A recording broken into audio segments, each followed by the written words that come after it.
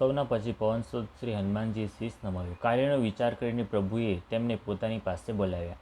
તેમણે પોતાના કરકમળથી તેમના માથે સ્પર્શ કર્યો તથા પોતાના સેવક જાણીને તેમને પોતાના હાથની વીંટી ઉતારી આપી અને કહ્યું, અનેક પ્રકારે સીતાજીને સમજાવજો અને મારું બળ તથા વિરહ કહીને તેમને શીઘ્ર પાછા આવજો. હનુમાનજીએ પોતાનો જન્મ સફળ થયો જાણ્યો અને કૃપાનિધાન પ્રભુને હૃદયમાં ધારણ કરીને તેઓ ચાલ્યા. જો કે દેવતાઓની રક્ષા કરનાર પ્રભુ સઘળી વાત જાણે છે, તો પણ તેઓ રાજનીતિની રક્ષા કરી રહ્યા છે. સઘળા વાનરો વન, નદી, તળાવ, પર્વત અને પર્વતોની ગુફાઓમાં શોધતા શોધતા ચાલ્યા જાય છે. મન શ્રી રામચંદ્રજીના કાર્યમાં લવલીન છે. શરીર સુદ્ધા પ્રેમ ભૂલી ગયું છે.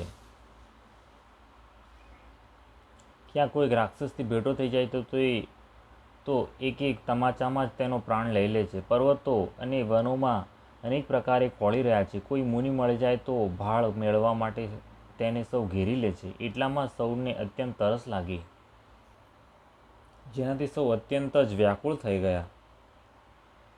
પણ જળ ક્યાંય ન મળ્યું. ગાઢ જંગલમાં સૌ ભૂલા પડ્યા. હનુમાનજીએ મનમાં અનુમાન કર્યું કે જળ પીધા વિના સૌ લોકો મરવા જ માંગે છે.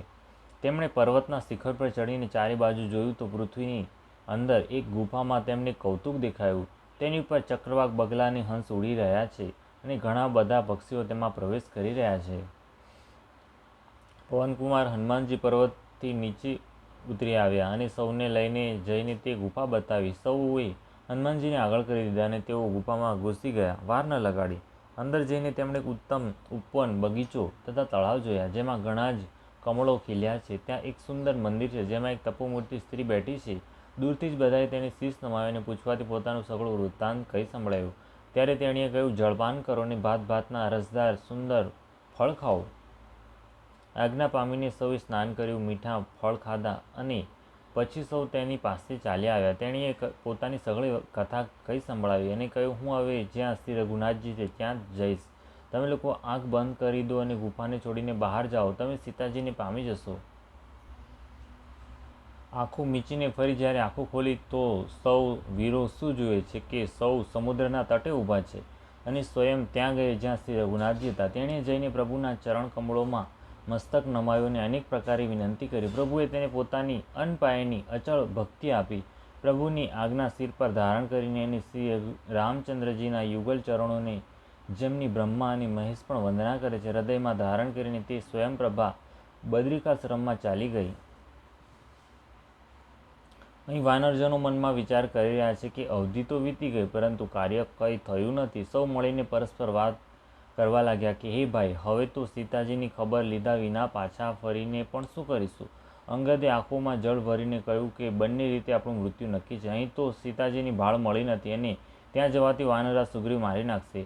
તેઓ તો પિતાનો વધ થયા પછી જ મને મારી નાખત. શ્રીરામજીએ જ મારી રક્ષા કરી છે. આમાં સુગ્રીવનો કોઈ ઉપકાર નથી. અંગદ વારંવાર સૌને કહી રહ્યા છે કે હવે મૃત્યુ આવ્યું એમાં કોઈ પણ સંદેહ નથી. વાનર વીરો અંગદના વચન સાંભળી છે, પરંતુ કંઈ બોલી શકતા નથી. તેમના નેત્રોમાંથી જળ વહી રહ્યું છે. એક ક્ષણ માટે સૌ ઊંડા વિચારમાં ગરકાવ થઈ ગયા.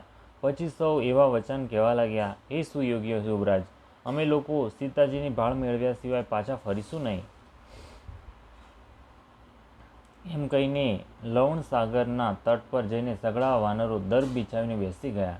જામવને અંગદનું દુઃખ જોઈને વિશેષ ઉપદેશની કથાઓ કહી. તેઓ બોલ્યા, હે તાત, શ્રી રામચંદ્રજીને મનુષ્ય ન જાણો, તેમને નિર્ગુણ બ્રહ્મ, અજેય અને અજન્મા સમજો. આપણે સૌ સેવકો અત્યંત મોટા ભાગ્યવાળા છે, જે નિરંતર સગુણ બ્રહ્મ શ્રી રામચંદ્રજીમાં પ્રીતિ રાખીએ છીએ. દેવતા, પૃથ્વી, ગાય અને બ્રાહ્મણોના માટે પ્રભુ પોતાની ઈચ્છાથી અવતાર લે છે. ત્યાં સગુણોપાસક સર્વ પ્રકારના મોક્ષોને ત્યાગીને તેમની સેવામાં સાથે રહે છે. આ પ્રમાણે જામવન અનેક પ્રકારની કથાઓ કહી રહ્યા છે. તેમની વાતો પર્વતની ઉપર બેઠેલા સંપાતિએ સાંભળી. બહાર નીકળીને તેણે ઘણા જ વાનરો જોયા. ત્યારે તે બોલ્યો, જગદીશ્વરે મને ઘેર બેઠા ઘણો આહાર મોકલી આપ્યો. આજે આ બધાને ખાઈ જઈશ. ઘણા દિવસો વીતી ગયા. ભોજન વિના મરી રહ્યો હતો. પેટ ભરીને ભોજન ક્યારેય મળતું નથી. આજે વિધાતા એક સાથે ઘણું ભોજન આપી દીધું. ગીતના વચનો કાનેથી સાંભળતા સૌ ડરી ગયા કે હવે તો સાચે સાચ મરણ જ આવી ગયું. એ અમે જાણી લીધું. પછી તે ગીધને જોઈને સૌ વાનર ઉઠીને ઊભા થયા. જામવનના મનમાં વિશેષ શોખ થયો. અંગદે મનમાં વિચાર કરીને કહ્યું, આહા, જટાયુના સમાન ધન્ય કોઈ જ નથી. શ્રી રામચંદ્રજીના કાર્ય માટે શરીર છોડીને તે પરમ ભાગ્યશાળી બનીને ભગવાનના પરમધામમાં ચાલ્યો ગયો. હર્ષની શોકયુક્ત વાણી સમાચાર સાંભળીને તે પક્ષી સંપાતિ વાનરોની પાસે આવ્યો. વાનરો ડરી ગયા. વાનરોને સંપાતિએ અભયદાન આપીને અને એમની પાસે જઈને જટાયુનું વૃત્તાંત પૂછ્યું. ત્યારે તેમણે સર્વે હકીકત તેને કહી સંભળાવી. ભાઈ જટાયુની કરણી સાંભળીને સંપાતિએ અનેક પ્રકારે શ્રી રઘુનાથજીના મહિમાનું વર્ણન કર્યું. તેણે કહ્યું, મને સમુદ્રના કિનારે લઈ ચાલો, હું જટાયુને તિલાંજલિ આપી દઉં. આ સેવાના બદલામાં હું તમારી વચનથી સહાય કરીશ. જેને તમે શોધી રહ્યા છો તેને પામી જશો. સમુદ્રના તીરે નાનાભાઈ જટાયુની શ્રાદ્ધ આદિ ક્રિયા કરીને સંપાતિ પોતાની કથા કહેવા લાગ્યો. હે વીર વાનરો, સાંભળો. અમે બંને ભાઈઓ ચડતી યુવાનીમાં એકવાર આકાશમાં ઉડીને સૂર્યની પાસે ચાલ્યા ગયા. તે જટાયુ તેજ ન સહી શક્યો, આથી તે પાછો આવ્યો. પણ હું અભિમાની હતો એટલા માટે સૂર્યની પાસે ચાલ્યો ગયો. અત્યંત અપાર તેજથી મારી પાંખો બળી ગઈ. હું ઘણી મોટી ચીસ પાડીને જમીન પર ઢળી પડ્યો. ત્યાં ચંદ્રમા નામના એક મુનિ હતા. મને જોઈને તેમને બહુ જ દયા આવી. તેમણે અનેક પ્રકારે મને જ્ઞાન સંભળાવ્યું અને મારું દેહજનિત અભિમાન છોડાવી દીધું. તેમણે કહ્યું, ત્રેતાયુગમાં સાક્ષાત પરબ્રહ્મ મનુષ્ય શરીર ધારણ કરશે. તેમની સ્ત્રીને રાક્ષસોનો રાજા હરી લઈ જશે. તેની શોધમાં પ્રભુ દૂતોને મોકલશે. તેમને મળવાથી તું પવિત્ર થઈ જઈશ અને તારી પાંખો ફૂટી નીકળશે. ચિંતા ન કર, તેમને તું સીતાજી બતાવી દેજે. મુનિની તે વાણી આજે સત્ય થઈ ગઈ. હવે મારા વચન સાંભળીને તમે પ્રભુનું કાર્ય કરો. ત્રિકૂટ પર્વત પર લંકા વસેલી છે. ત્યાં સ્વભાવથી જ નીડર રાવણ રહે છે. ત્યાં અશોક નામનું ઉપવન છે. ત્યાં સીતાજી રહે છે. તેઓ ઊંડા શોકમાં ગરકાવ બેઠા છે.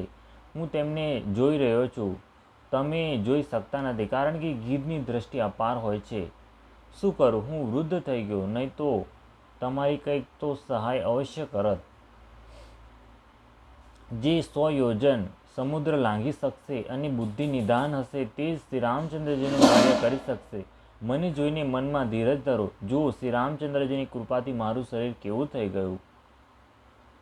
પાપી પણ જેમનું નામ સ્મરણ કરીને અત્યંત અપાર ભવસાગરને તરી જાય છે, તમે તેમના દૂત છો. એટલે કાયરતા છોડીને શ્રી રામચંદ્રજીને હૃદયમાં ધારણ કરીને ઉપાય કરો. કાગભૂષુંડીજી કહે છે, હે ગરુડજી, આ પ્રમાણે કહીને જ્યારે ગીત ચાલ્યું ગયું ત્યારે તે વાનરોના મનમાં અત્યંત વિસ્મય થયું. સૌ કોઈએ પોતપોતાનું બળ કહ્યું, પરંતુ સમુદ્રની પાર જવાનું સૌએ સંદેહ પ્રગટ કર્યો. વૃક્ષરાજ જાંબવાન કહેવા લાગ્યા, હું ગરુડો થઈ ગયો. શરીરમાં પહેલાંના બળનો અંશ માત્ર નથી. જ્યારે ખરારી વામન બન્યા હતા ત્યારે હું યુવાન હતો અને મારામાં ભારે બળ હતું. બલિને બાંધતી વખતે પ્રભુ એટલા મોટા થયા કે તે શરીરનું વર્ણન થઈ શકતું નથી. પણ મેં 2 જ ઘડીમાં દોડીને તે શરીરની 7 પ્રદક્ષિણાઓ કરી લીધી. અંગદે કહ્યું, હું તો પાર ચાલ્યો જઈશ, પરંતુ પરત ફરવાના સમય માટે હૃદયમાં કોઈ શંકા છે. જાંબવને કહ્યું, તમે સર્વ પ્રકારે યોગ્ય છો, પરંતુ તમે સૌના નેતા છો, તમને કેમ મોકલી શકાય? વૃક્ષરાજ જાંબવને હનુમાનજીને કહ્યું, હે હનુમાન, હે બળવાન, સાંભળો. તમે આમ કેમ ચૂપકીદી સાધી રાખી છે? તમે પવનના પુત્ર છો ને બળમાં પવનના સમાન છો. તમે બુદ્ધિ, વિવેક અને વિજ્ઞાનની ખાણ છો. જગતમાં કયું એવું કઠણ કામ છે જે હે તા તમારાથી ન થઈ શકે? શ્રી રામચંદ્રજીના કાર્ય માટે જ તો તમારો અવતાર થયો છે. આ સાંભળતા જ હનુમાનજી પર્વતના આકારના અત્યંત વિશાળકાય થઈ ગયા. તેમનો સોના જેવો રંગ છે. શરીર પર તે સુશોભિત છે, જાણે કે બીજો પર્વતોનો જ રાજા સુમેરુ હોય.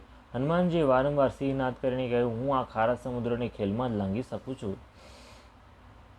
અને સહાયકો સહિત રાવણને મારીને ત્રિકૂટ પર્વતને ઉખાડીને અહીં લાવી શકું છું. હે જાંબવન, હું તમને પૂછું છું, તમે મને ઉચિત શિખામણ આપો. જાંબવને કહ્યું, હે તાત, તમે જઈને એટલું જ કરો કે સીતાજીને જોઈને પાછા આવો અને તેમના ખબર કહી દો. પછી કમળનયન શ્રી રામચંદ્રજી પોતાના બાહુબળથી જ કેવળ રમત માટે જ તેઓ વાનરોની સેના સાથે લેશે. વાનરોની સેના સાથે લઈને રાક્ષસોનો સંહાર કરીને શ્રી રામચંદ્રજી સીતાજીને લઈ આવશે. ત્યારે દેવતા અને નારદ આદિ મુનિ ભગવાનના 3 લોકોને પવિત્ર કરનાર સુંદર યશના વખાણ કરશે, જેના શ્રવણ, ગાન, કથન અને સમજવાથી મનુષ્ય પરમ પદને પામે છે અને જેને શ્રી રઘુવીરજીના ચરણ કમળોમાં મધુકર તુલસીદાસ ગાય છે.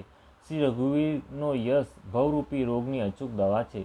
જે પુરુષ અને સ્ત્રી આને સાંભળશે ત્રિશિરાના શત્રુ શ્રી રામચંદ્રજી તેમના સર્વે મનોરથ સિદ્ધ કરશે. જેમનું નીલકમળના સમાન શ્યામ શરીર છે, જેમની શોભા કરોડો કામદેવોથી પણ અધિક છે અને જેમનું નામ પાપરૂપી પક્ષીઓને મારવા માટે બધી શિકારી સમાન છે, તે શ્રી રામચંદ્રજીના ગુણોના સમૂહને અવશ્ય સાંભળવા જોઈએ. ઇતિ શ્રીમદ રામચરિતમાનસે સકલ કલેશ વિધ્વંસીને 405 સમાપ્ત. કિષ્કિંધાકાંડ સમાપ્ત.